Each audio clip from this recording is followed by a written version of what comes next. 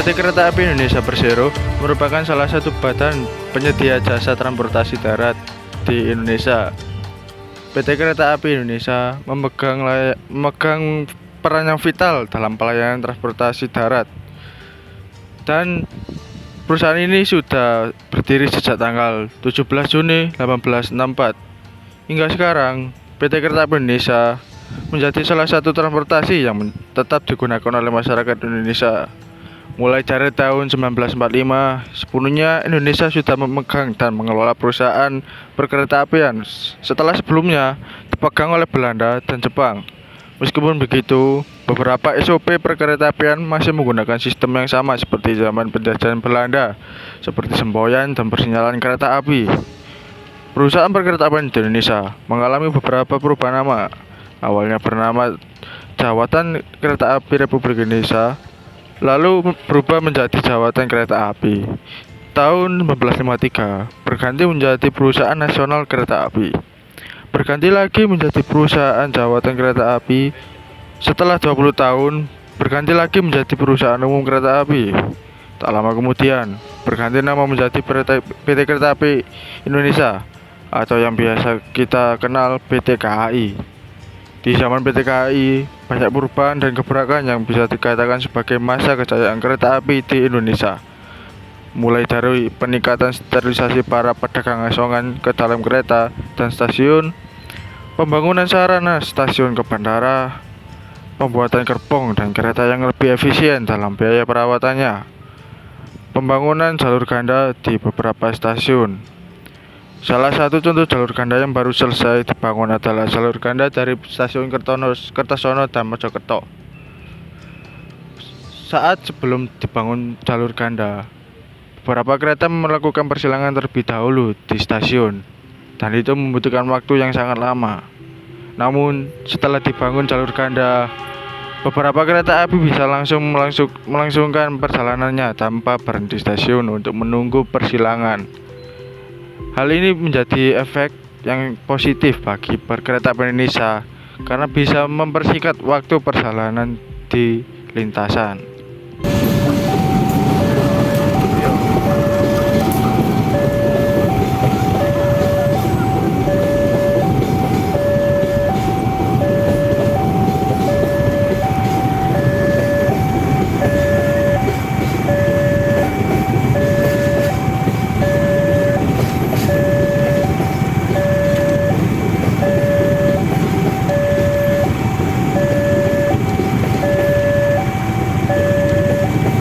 Arus urbanisasi dengan moda kereta api di Indonesia. Urbanisasi adalah arus perpindahan penduduk dari desa ke kota. Adapun faktor pendorong dari arus urbanisasi adalah penduduk desa yang menganggap bahwa di kota memiliki banyak pekerjaan dan mudah mendapat penghasilan. Kota yang memiliki fasilitas terutama pada bidang pendidikan, rekreasi, dan kesehatan. Kota dianggap memiliki tingkat kebudayaan yang lebih tinggi. Kota dianggap sebagai tempat untuk menguntungkan keahlian. Kota memiliki tingkat upah yang lebih tinggi. Adapun dampak dari urbanisasi adalah kepadatan penduduk yang semakin tinggi, tenaga kerja non terampil yang semakin melimpah, kemacetan yang semakin parah, serta timbulnya pemukiman baru di daerah perkotaan. Urbanisasi tidak terlepas dari moda transportasi yang digunakan dalam proses perpindahan. Kereta api adalah salah satunya.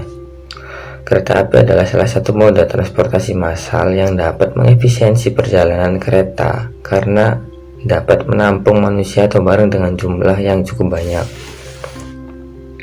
Surabaya adalah salah satu kota besar di Indonesia, yang pastinya banyak arus mobilisasi di dalam kota tersebut, sehingga perlu adanya moda transportasi yang memadai untuk memfasilitasi kegiatan tersebut. Apa itu? Ya, di Surabaya, kereta api sangat memiliki peran yang sangat besar dalam proses urbanisasi, khususnya antar kota di Jawa Timur. Karena kereta api ini digunakan sebagai moda transportasi bagi masyarakat di Jawa Timur untuk melakukan perpindahan.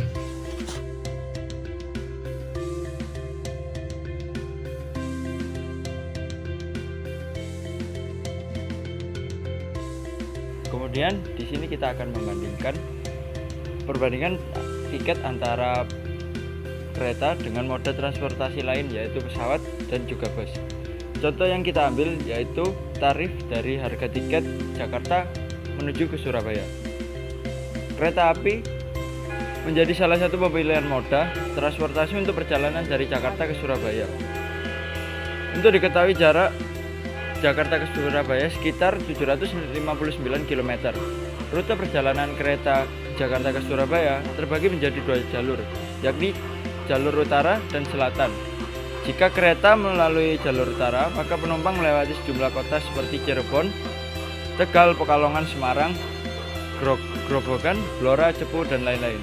Jika kereta menempuh jalur selatan, maka penumpang akan melintasi beberapa kota, yakni Cirebon, Purwokerto, Yogyakarta, Solo, Madiun, Jombang, dan juga Mojokerto. Terdapat 2 stasiun di Surabaya, yakni Stasiun Gubeng dan Stasiun Pasar Turi. Sedangkan keberangkatan dari Jakarta bisa melalui Stasiun Gambir dan Stasiun Pasar Senen. Berikut jadwal kereta jurusan Jakarta-Surabaya beserta harga pada Maret 2022 berdasarkan informasi dari situs pemesanan tiket PT KAI.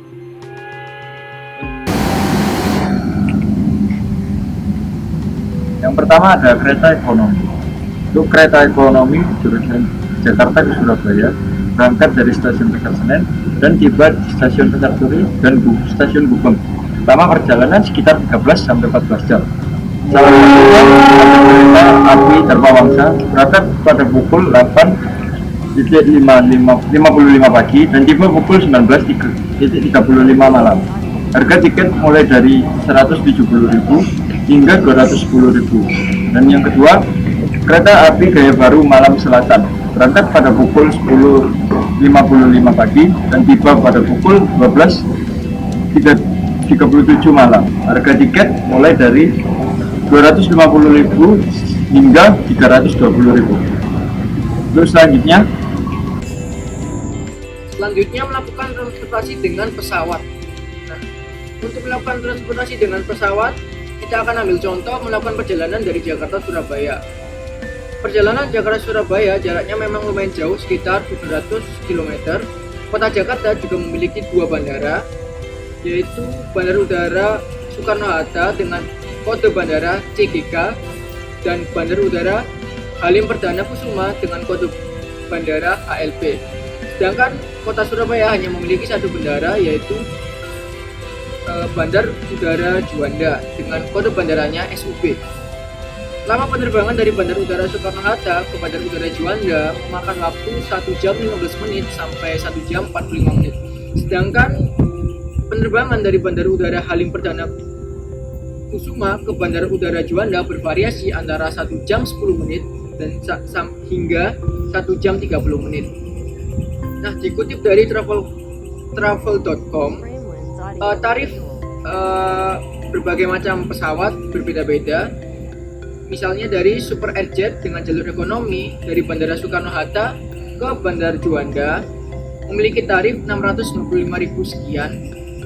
Lalu dengan pesawat Citylink Indonesia dengan jalur ekonomi memiliki tarif 717.000 sekian. Lalu dengan Lion Air ekonomi dari Bandara Soekarno-Hatta ke Juanda memiliki tarif 729.000. Selanjutnya membahas tarif dengan transportasi bus. Nah, transportasi bus yang kita akan ambil contoh perjalanan dari Jakarta ke Surabaya. Perjalanan dengan bus dari Jakarta ke Surabaya melalui tol Trans Jawa ini sudah tak memakan banyak waktu, yaitu hanya sekitar 10-12 jam saja. Jadi selain kereta, ini juga naik bus merupakan pilihan yang menjanjikan untuk pulang kampung atau melakukan perjalanan karena sejumlah unit yang sudah bisa disesuaikan dengan budget atau keinginan. Nah, dikutip dari kompas.com, berikut ini adalah jumlah pilihan unit bus dari Jakarta ke Surabaya. Melalui bus Damri yang jalur eksekutif seharga 285.000, lalu dengan jalur Royal memiliki tarif 337.000. Dengan bus PO Harapan Jaya yang jalur VIP memiliki tarif 205.000 sampai 275.000. jalur super luxury memiliki tarif 390.000, jalur eksekutif double decker memiliki tarif 290.000 super, dan luxury decker 390.000. Sleeper seat double decker memiliki tarif 510.000. Pada pembelian ataupun pemesanan tiket dapat dilakukan secara online maupun offline. Untuk online bisa mengunjungi website KAI Akses. Selain untuk website, ada juga untuk aplikasi, yaitu KAI Akses aplikasi, yang dimana ada juga Traveloka, terus ada loket.com maupun yang lainnya. Selanjutnya, untuk pemesanan offline bisa dilakukan pada tiket counter ataupun loket yang tersedia pada setiap stasiun. Salah satu layanan pembelian offline yaitu GoSho. Sebelum melakukan perjalanan, para calon penumpang KAI atau kereta api diharuskan untuk membeli tiket terlebih dahulu. Sebelumnya ada berbagai jenis tiket yang berdasarkan tujuan dan kelasnya itu bervariasi harganya. Tapi ada salah satu jenis tiket, yaitu tiket GoSho. Bagi yang belum tahu, mungkin masih bingung untuk sekarang apa itu tiket GoSho. Jadi tiket GoSho adalah salah satu tiket kereta api yang memiliki tarif khusus. Dikutip dari laman resmi KAI, yang dimaksud dengan tiket GoSho adalah tiket yang dijual langsung di loket stasiun dengan waktu perjualan 2 jam sebelum keberangkatan kereta api. Pembelian tiket sendiri bisa dilakukan melalui aplikasi KAI Akses atau bisa datang langsung ke loketnya. Tiket GoSho sendiri memiliki harga khusus yang lebih terjangkau dari harga asli tiket. Karena tiket GoSho merupakan tiket sisa atau tiket yang dibatalkan oleh penumpang sebelumnya di hari keberangkatannya. Syarat tiket GoSho kereta api adalah dijual sesuai dengan ketersediaan sisa kursi sebelum keberangkatan, serta dengan kebijakan tarif yang berlaku.